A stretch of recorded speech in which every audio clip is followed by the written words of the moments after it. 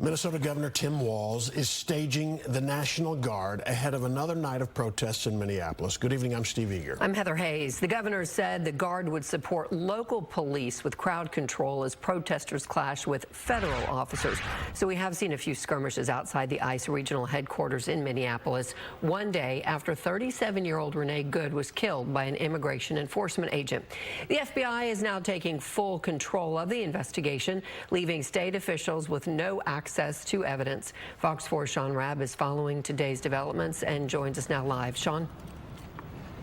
Yeah, Heather, and Minnesota's governor denounced today the actions of the federal government blocking that state special investigative unit from being part of looking into this critical incident. Meantime, the Trump administration defending the actions of the ICE officer who was a member of the special response team who also was injured trying to make another arrest 6 months ago in Minnesota. Tense moments on Thursday between ICE agents and Minnesotans, one day after Renee Good was shot by an ICE agent in South Minneapolis. This is the video posted to X Wednesday in the seconds before the fatal shots were fired. The agent who fired is standing near the left front of the SUV. I'm not going to get specific to this officer, but he's an experienced officer that has served a number of years, and we recognize that he acted according to his training, and we have expected all the policies and procedures of review will be exactly that he acted appropriately. DHS Secretary Kristi Noem declaring on the front end of the investigation that the agent was justified.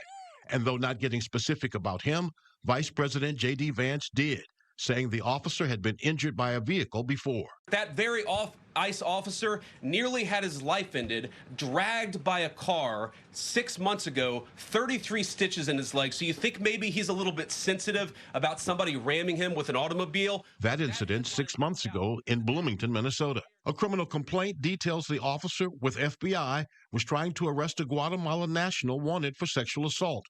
The complaint says the officer gave commands that the suspect did not obey.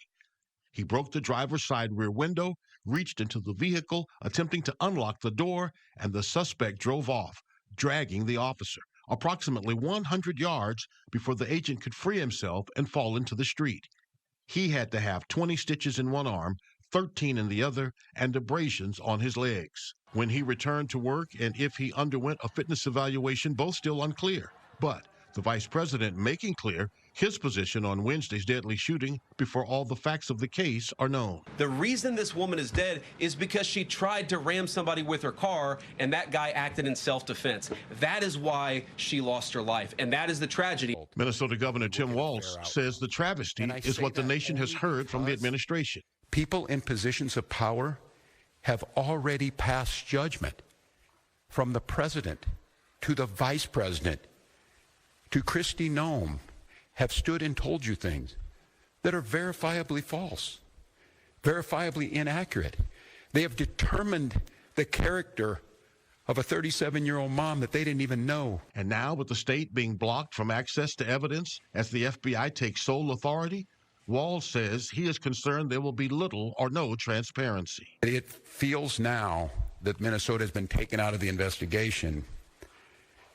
It feels very, very difficult that we will get a fair outcome.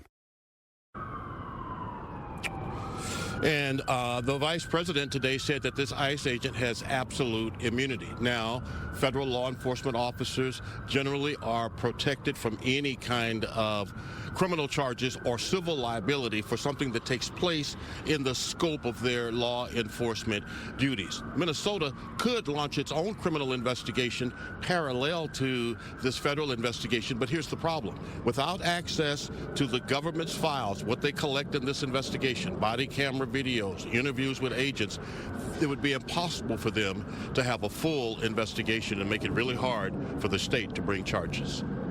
All right, okay, but we will keep watching, see what happens. Sean Rabb, thank you.